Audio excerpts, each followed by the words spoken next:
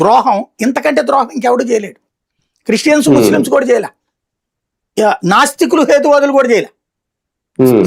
దేవదేవుడికి సంబంధించినటువంటి అంశంలో సాధారణంగా ఇప్పుడు మీరు గుడికి వెళ్తారు, కొబ్బరికాయ కొనుక్కుని వెళ్తారు, ఆ కొబ్బరికాయని కొట్టారు, అది కుళ్ళుద్ది, ఏం సెంటిమెంట్ ఫీల్ అవుతాం మనం? మనకేదో అన్యాయం అన్నది ఫీల్ అవుతాం. అప్పుడు పంతులు గారు ఏమని చెబుతారు, మీ దిష్టి అంతా పోయిందయ్యా అంటాడు. అంటే మీకు దాన్ని పాజిటివ్ వైపుకి మలిచే ప్రయత్నం చేస్తాడు. అప్పుడు మీరు ఏం చేయాలి లెక్క ప్రకారం అయితే కనుక, ఇప్పుడు ఈ లెక్క ప్రకారం అయితే ఆ షాపు వాళ్ళు మీ మనోభావాలు దెబ్బతీశారు, దాంట్లో కుట్ర చేశారని జైల్లో పెట్టాలి అమ్మినోడిని. ఆ అమ్మిన షాప్ అతను ఏం చేయాలి, తనకు అమ్మిన హోల్సేలర్ మీద కేసు పెట్టాలి.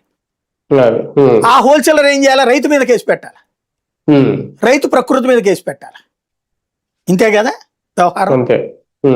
కల్తీ అది ఇదైతే గనక ఇక్కడ ప్రాక్టికల్ పాయింట్ ఏంటి మీరు చేయాల్సినటువంటి, అంటే నేను అనేది భక్తుడి ఫీల్ అక్కడ ముఖ్యం.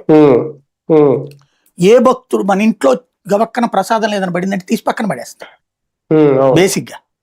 అక్కడ శ్రీ వైష్ణవులు లడ్డూలు తయారు చేసిన బ్రాహ్మణ సామాజిక వర్గానికి సంబంధించిన వాళ్ళు, వాళ్ళందరూ ఇప్పుడు ఏం చేసినట్టు, లేని నెయ్యితో లడ్డూలు చేసినట్ట, బాత్రూమ్ యాసిడ్ అక్కడ పెట్టుకుని చేసినట్ట.